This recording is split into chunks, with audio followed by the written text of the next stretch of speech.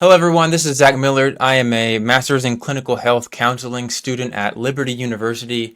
Today I am talking about the history of mental health counseling from the very origins of just simple experiments, talking with each other, all the way up to what we have today of helping people with their mental health, anxiety, depression, all that kind of stuff.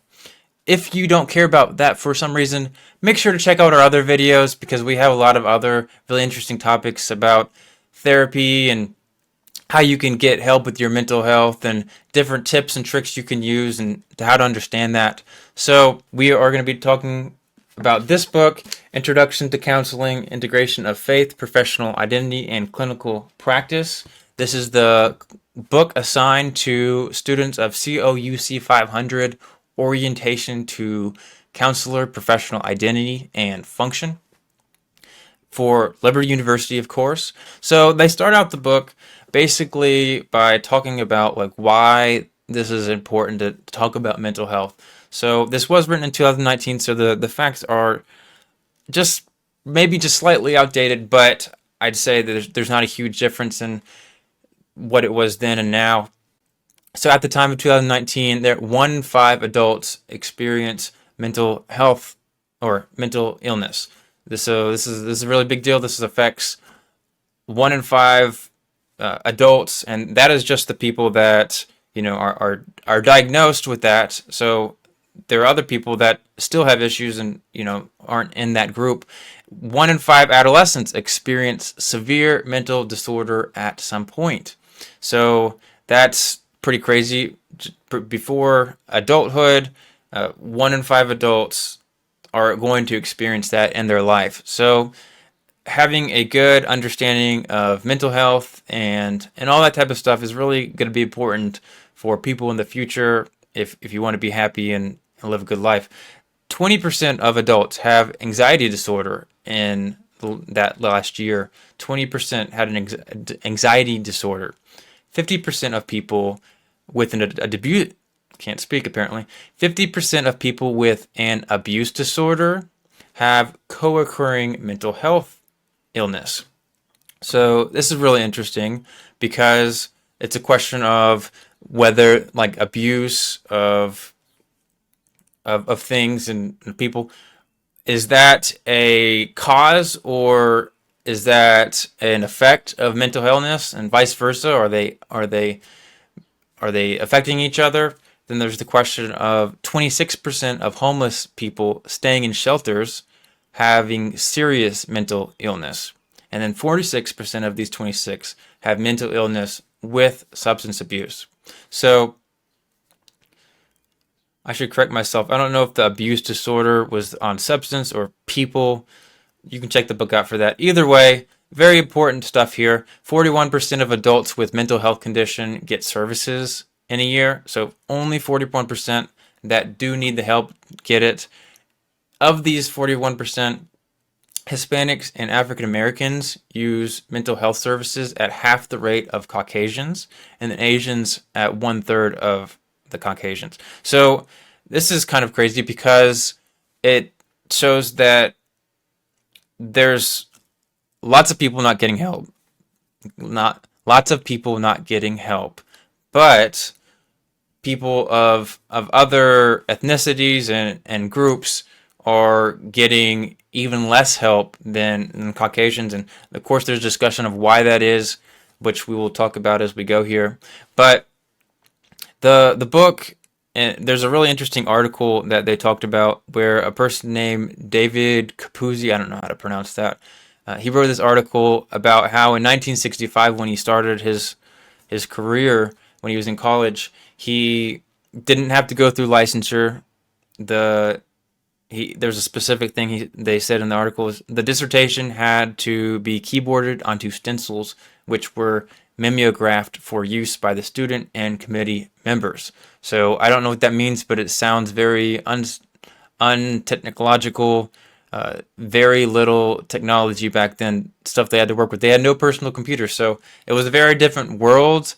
They didn't have to get licensure, which definitely changed things, how you study, what you had to learn. So it's very different than what people might be doing today if they are a student.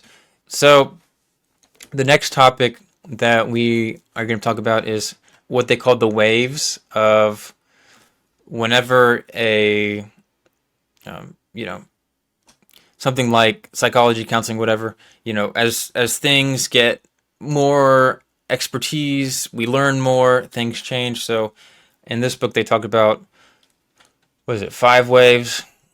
Yeah, 5 waves, okay, 6 waves that really document the change of counseling as history has gone on.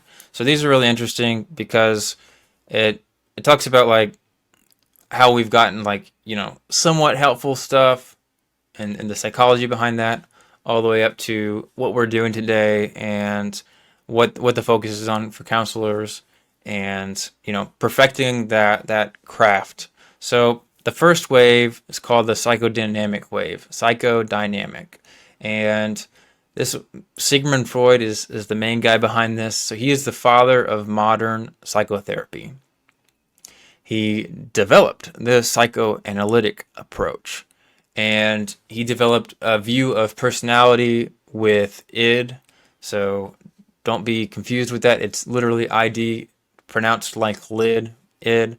So he developed views of personality with id, ego, and superego. And he classified, the human brain that way.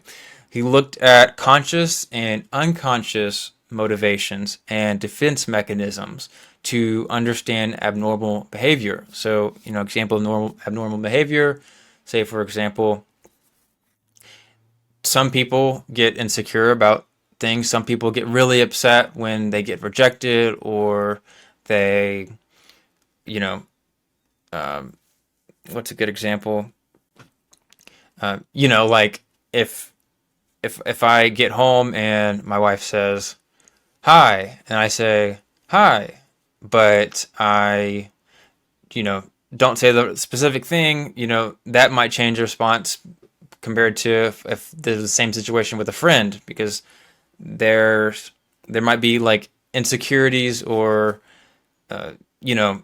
people like act differently than you would expect them to in certain situations for a number of different reasons. So he looked at the conscious and unconscious motivations and defense mechanisms for why those things happen. He was one of the first to do that. So this, like approaches today, they still incorporate a lot of what he said.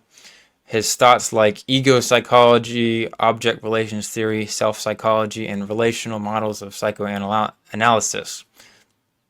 The second wave of like progressing on that is called the cognitive behavioral wave, and is very popular because of its efficacy and cost effectiveness, especially like with insurances, because there is a really high chance that if you, for example, if one person that has insurance, if they go to a therapist, counselor person, and that is a 30% chance of their problem being fixed, then an insurance person is going to be a lot more willing to give coverage for that if it helps them, compared to something that's like 5% chance of helping, or even lower than that. Like if you can scientifically see like, hey, this is going to help most likely, then there's a much better chance that people are like, something like insurances are going to give you money for that. And it originated from 2 views. This is going to be crazy. The cognitive behavioral therapy it originated from 2 views. Can you guess what it is? A behavioral perspective and a cognitive perspective. Wow, crazy stuff. So the behavioral perspective, the way to look at it was, people do certain things in certain situations. So whether that be positive reinforcement, negative reinforcement, like like spanking, or good job, buddy, and of course the reinforcement and punishment behind that as well. So looking at those types of behaviors and how people respond to that, and this was dominant, like something that they were very much looking at until around the 1950s. So it was still look at it today, but like it was very dominant, very important in the 1950s. And then that started around 1906 by someone named Ivan Pavlov. Most people have heard of him. So this is someone that came up with this like experiment with a dog. A lot of people call it Pavlov's dog, but basically, this guy named Pavlov, he rang a bell, and then a dog would come to get food. And eventually, every time he rang the bell, the dog, before he got the food, would start to salivate, like, start to drool, like, oh, it's really excited, gonna get this food, getting excited. And then he's like, what happens if I don't give them food? And so he did the experiment, and he would do the bell and ding, and you know what? The dog would salivate, but then he wouldn't give him food. And it's like, what? So, you like the person never really gave him an indication that they were going to give him. It's just a bell, right? So, what's so special about a bell that would make a dog, salivate like that? Which, I mean, from a common sense level, it's like, hey, if I hear a bell and that is it's communication that, hey, that means food's coming, then it would make sense that a dog would do that. But at the same time, like, it doesn't necessarily mean that. So looking at that was really interesting. So that's more of the behavioral perspective. A cognitive perspective focuses on how thoughts can impact emotions and behaviors. So there are three main kinds created with this idea. So Aaron Beck created cognitive therapy, and this was an evidence-based approach, very important, to have evidence behind why you do things. And the goal is to change negative thinking patterns. And they did this, the approach they did this is therapists would direct the client to come to the conclusion on their own. So when you're talking with someone, the idea is not to say, hey, like, you should think this. If they're upset, it's not, hey, you shouldn't be upset, yada, yada, yada, for this reason. It's directing them, asking them, like, so why are you upset about this? Why are you upset about this? Directing them, asking them questions, and directing them in a way to come to the conclusion on their own about specific things, ways to look at life. And this is really helpful because it helps people understand things better when they come to it on their own rather than if they're told to what to think. And it also helps people be more willing to do that because we have all this bias in play and disagreements, and I'm going to be more likely to accept a position if I learn it, I have the reasons in my head and I think of it on my own rather than someone saying, hey, you should believe this, because there's a lot that goes on there. On the other hand, Albert Ellis developed relational emotive behavior therapy. And this is the belief that psychological distresses and symptoms are affected by beliefs about a specific event. So, for example, a child has a traumatic event when they're young, and this causes them to believe that they are hopeless later. Say they are just really badly mistreated as a child, and this can have an effect in their brain, and it will cause them to later, like, I guess in that moment they conclude to themselves, whether conscious, subconscious, whatever, that, hey, like, I deserve to be treated like this. Therefore, later in life, they still have that idea, like, yeah, I deserve to be treated like this. And this is what the relational emotive behavior therapy focused on. On the other hand, this approach was highly directive. It was confrontational with therapists as a teacher. So highly directive, not the idea of like coming to the conclusion on your own. But there's also benefits to that too. The next person that was really helpful was Donald Meichenbaum. He made cognitive behavioral modification, which was focused on changing behavior rather than thinking behind why we do things. So in other words, changing the behavior of things rather than focusing on the things that like cause us to do those things. The mind patterns, the reason we're doing that, not as big of a focus, just focusing on changing the actual behavior. And something that was stressed in the book was by, was actually quoted by Beck and Weishar. And they stressed that there are similarities between all of these, which are that although the approaches are quite diverse, they do share these attributes. A collaborative relationship between client and therapist, the premise that psychological distress is often maintained by cognitive processes, a focus on changing cognitions to produce desired changes in affect and behavior, a present-centered, time-limited focus, and active and directive stance by the therapist, and finally, number 6, an educational treatment focusing on specific and structured target problems. Next, there is the third wave, and this is called the existential humanistic wave. And this was a response to the limitations of the previous two waves. Fixing the problems, developing a better approach to things. So this took a holistic approach. It questioned using the studies of animals to base approaches off of.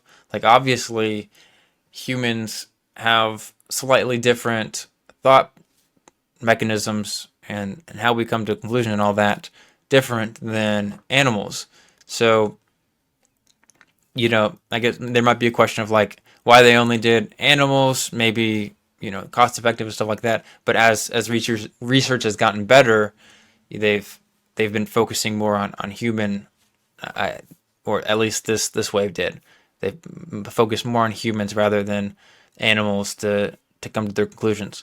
And the third problem that was mentioned is solve problems in breaking up people's mind into categories like id, ego, and superego, while cognitive behavioral therapy saw people through the lens of only the behavior in certain situations and the cognitive aspect behind that.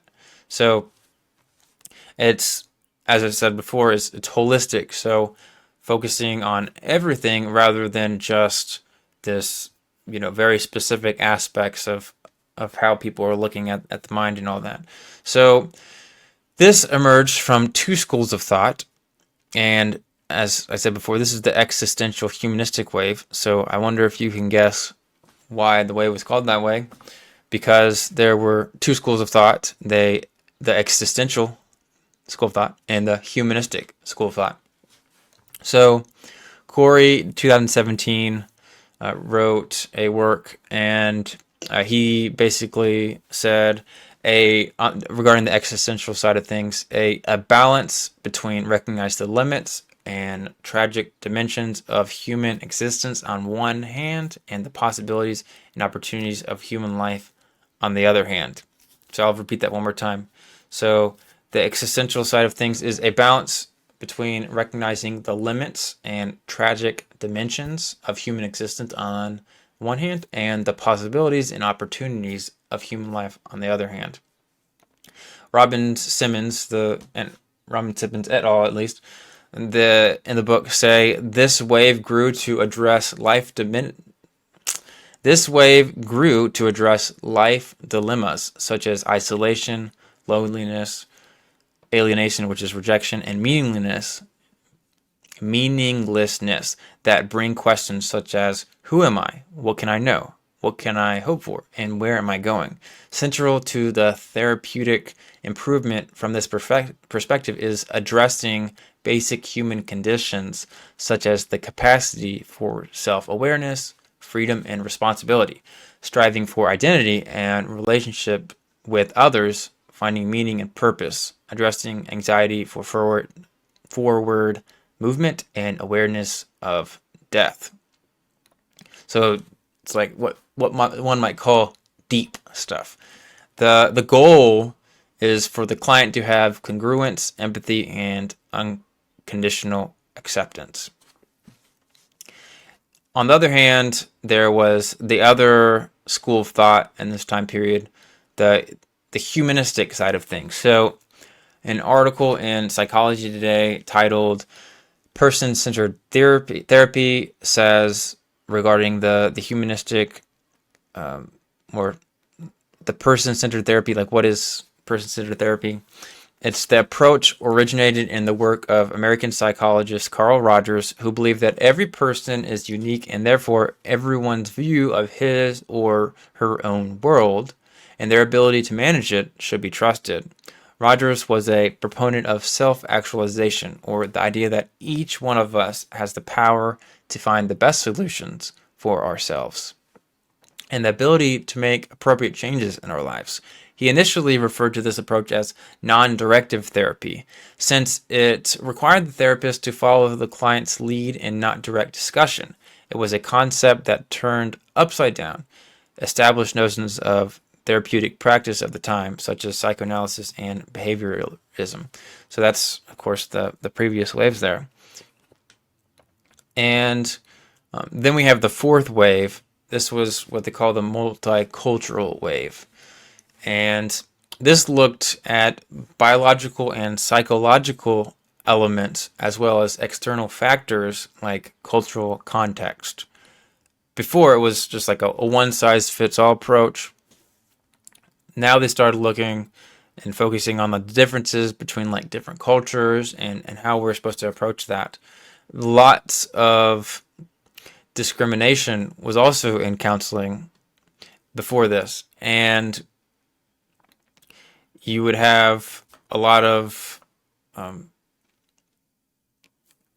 so there was a lot of also leadership discrimination and regarding to the leaders of like the counseling profession. There was a lot of discrimination, which is kind of expected because of the time period it was at, the last 70 years or so.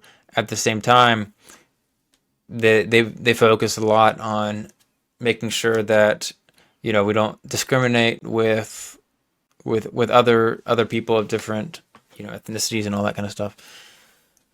And of course, ages and all that. Of course, there's different types of discrimination, but it also added new approaches. So there was new approaches, new tools that people could use that we learned when we stepped out of that. So there was the indigenous healing practices that are used, inclusive cultural empathy, and increasing one's cultural awareness are really big things there. It focused on changing the approach based off the client's culture. And a lot of that has to do with is realizing the therapist, counselor's own biases. So just because of how we've grown up or what we think about a specific culture, a lot of times that can be very biased, and that's going to affect our counseling. It's going to affect our our ability to help people if we're coming at it from a different perspective that isn't based on truth. So then there's the fifth wave. This will be interesting for some people. This is called the social justice advocacy wave. And I could already see that maybe the specific politically minded people might be like, what? What is the social justice advocacy wave? So I want you guys to, obviously, of course, be skeptical of everything, but in this instance, be willing to look at it openly and take the best out of things that are positive. And if there's any negative, you don't have to accept it, of course, but, depending on your profession, I guess. But the point is, be open to this type of thing. If it's correct, awesome. If it's not correct, then that's okay too. But don't just like shut something down just because of what the words are associated with. Anyways, other waves were individualistic. Okay, before this, they're very individualistic, focusing on specific people. This focuses on groups of people and external factors like laws that affect the groups. So it's obvious, it's clear that with slavery and women just having the ability to vote in the last 200 years, that obviously there were some things that were just not just about our society, and we're still working on that. Like, there's just, so yeah, be open to those things, but yeah, there's still things we can progress in. The Ratz and Peterson note how this approach is based on the belief that toxic environmental conditions influence human development issues. And this is, pretty non-controversial, it should be at least, that, certain conditions are going to affect how people develop. And we need to make sure that, we're all given the best chance that we can to develop well, to be able to achieve our goals and happiness and all that kind of stuff. So an example is that was given in the book is challenging discriminatory rules of a company. So some companies are actually just really old, haven't changed the rules in a long time, and some of those rules might have been made by people that were a little unethical in some way. So, or whether it be sexist, racist, whatever. So, getting an organization to change those is going to be very important. Of course, you don't want to overstep and push for bad rules at the same time. You want to be careful at the same time. There's lots of people out there that aren't in a good situation because of that, because of the things that haven't been adjusted, been focused on, kind of being ignored. So the American Counseling Association has adopted these principles. So counselors are now expected to strive to advocate for social justice. So this is very important to learn about, specifically because the ACA, which is like the top organization in counseling, they are basically expecting people to have that thought in your mind, like, hey, how can we make the world a better place, specifically in regards to social justice?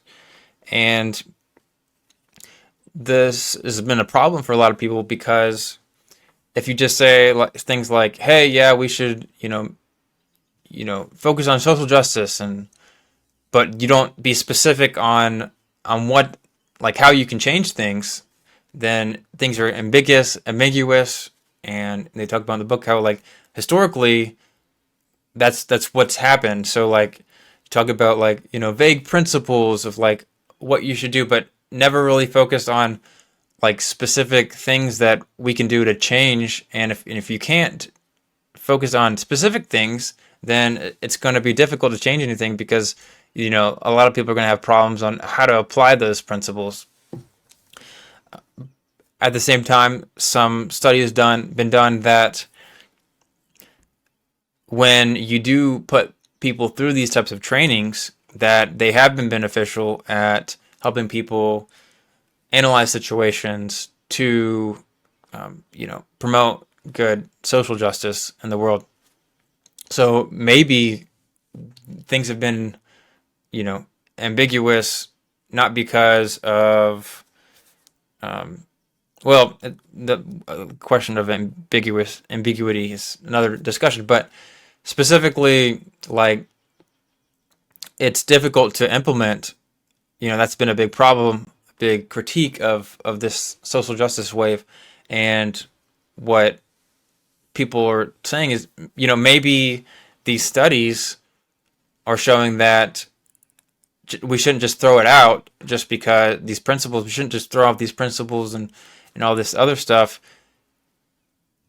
just like that. Maybe the problem is that we haven't been accustomed or haven't thought through the best ways to implement them, and maybe just people need this type of training.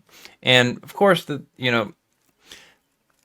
also going to be better training. The more society progresses and the organizations get better at those types of things, we should be able to expect that they'll get better. Maybe some things will get worse, but overall, we should expect it to even out in the long run and continue to get better, just like it has been. And there's the last wave is the sixth wave, and this is the neuroscientific wave. So technically, it's not like an official wave. At the same time, it's had a big impact in the field of counseling.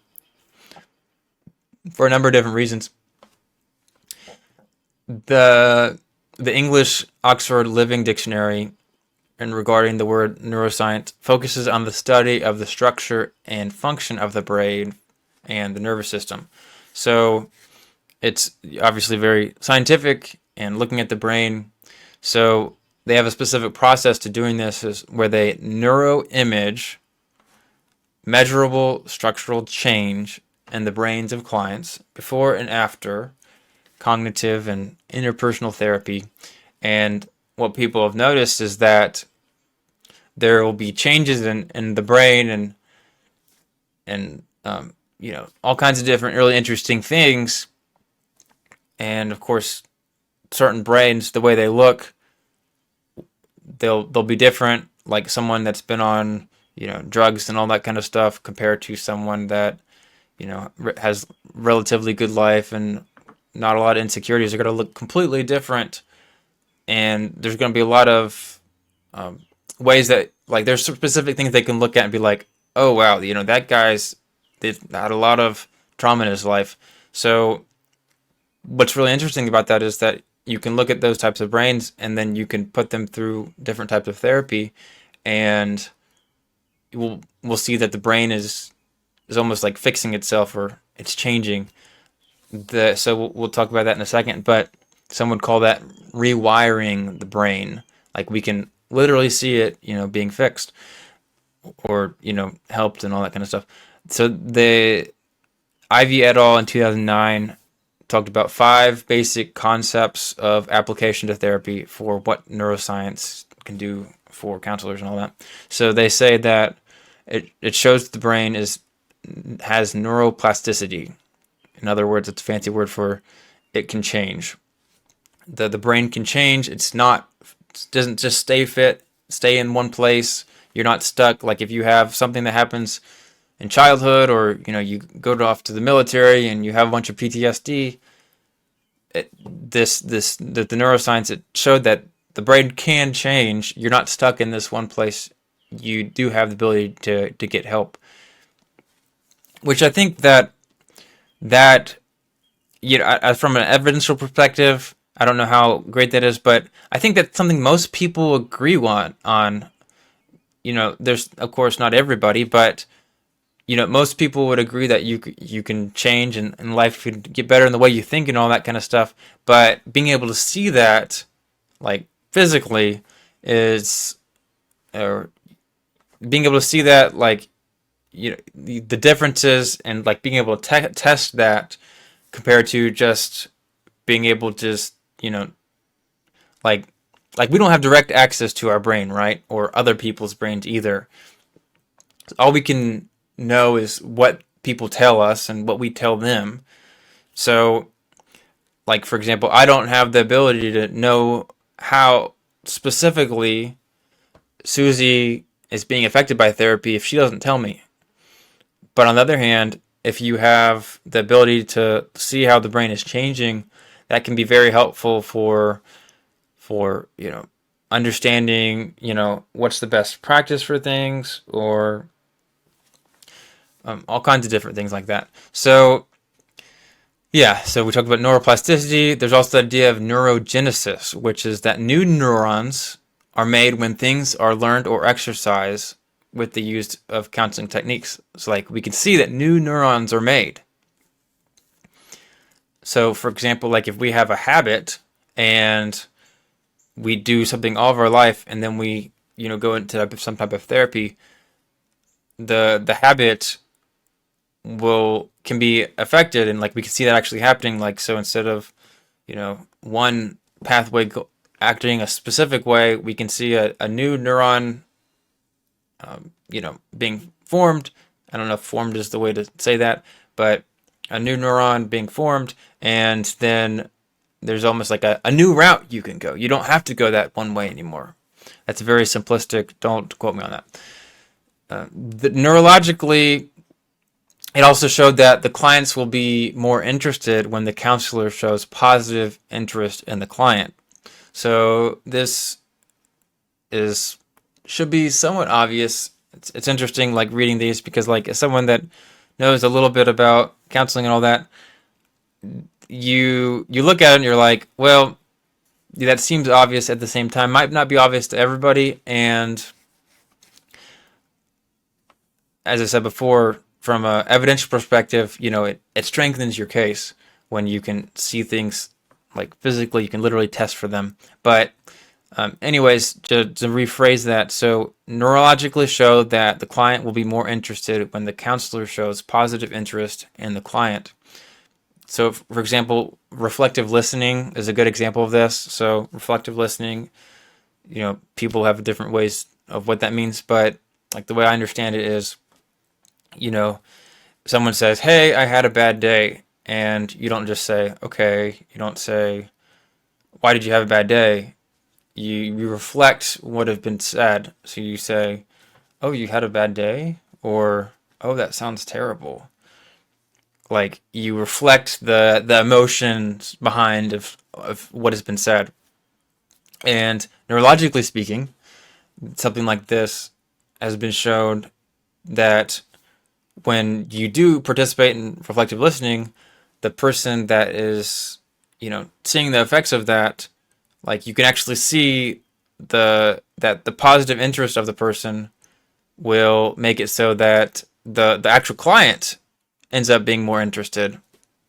So if the counselor is more interested, then we can know, like physically speaking, that the client will be more interested as well. Of course, most of the time. Additionally, the neuroscientists help with understanding how emotions affect the brain. So this is, let's see here.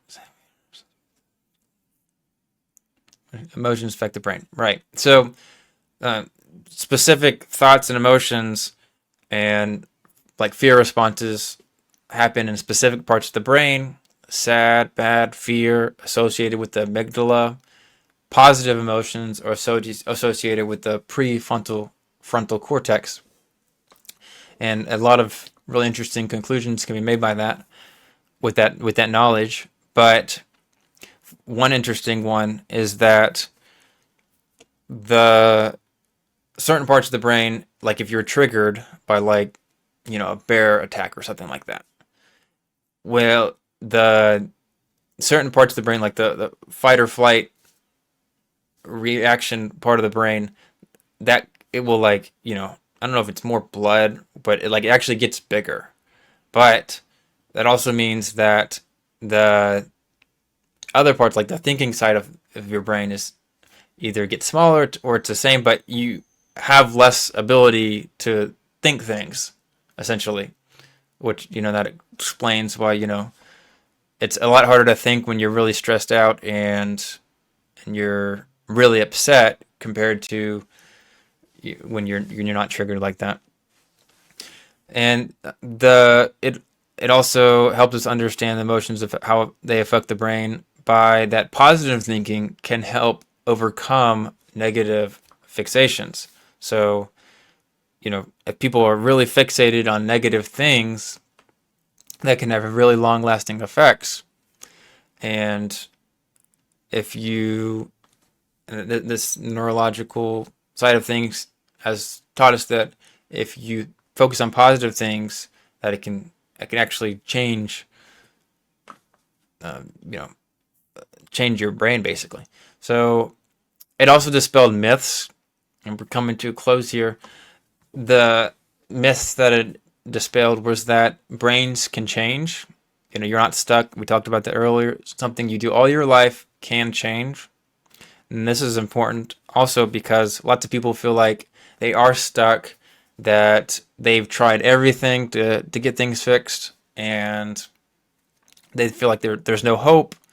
You've done a habit your entire life, or a specific drug or whatever addiction, and we know that because of these types of experiments and what we know about the brain is that you actually can change those things. It also helps reduce the stigma, because if people know that there's literally something in our brain that we can test, that we can change, it affects, like if we do have that stigma, we're going to be less likely to use things like counseling. And but it also, so there's that stigma. It can be more encouraging to know that it's more effective. At the same time, there's also the question of like shame and stigma behind specific, problems like addiction. Say you're like really ashamed of an addiction, and when we look at the brain and we can compare an addicted person's brain with another addicted person's brain and another addicted person's brain, and oftentimes it'll be extremely similar. So what that is helpful for a lot of people is that, hey, like you're not the only one. A lot of times, I guess there's the idea like, nobody is like me. We can get that perception that nobody struggles with the same things that we do, but we can see it like physically that, oh yes, like people do have the same like issues that are going on in their brain as, you're not the only one. Anyways, finally, knowing PTSD is normal helps people understand they aren't alone. You're not the only one out there. So, yep, that is basically the summation of what Chapter 1 talks about in the Introduction to Counseling book. Really interesting stuff. Make sure to leave your comments below on if it was interesting or ways that I can be corrected. Definitely, if I say something wrong, please let me know. At the same time, Chapter 2 is going to be on the identity of a counselor. Like, what does that mean? And we're going to be talking about also organizations. So that'll be something that pretty much probably nobody's thought about outside of people in the field of counseling. And let's see. Yeah, let me know your feedback of what you guys thought, and if you think it's something that I should keep doing or ideas for other videos. I'd love to hear what you think. But just a summary of what we talked about today. We talked about the history. We talked about how things have changed. There's a psychodynamic wave, cognitive behavioral therapy wave, existential humanistic wave, multicultural wave, social justice advocacy wave, and then finally the neuroscientific wave. So I hope you guys enjoyed, and make sure to like and subscribe and check out other videos. But otherwise, I hope you guys have a good one.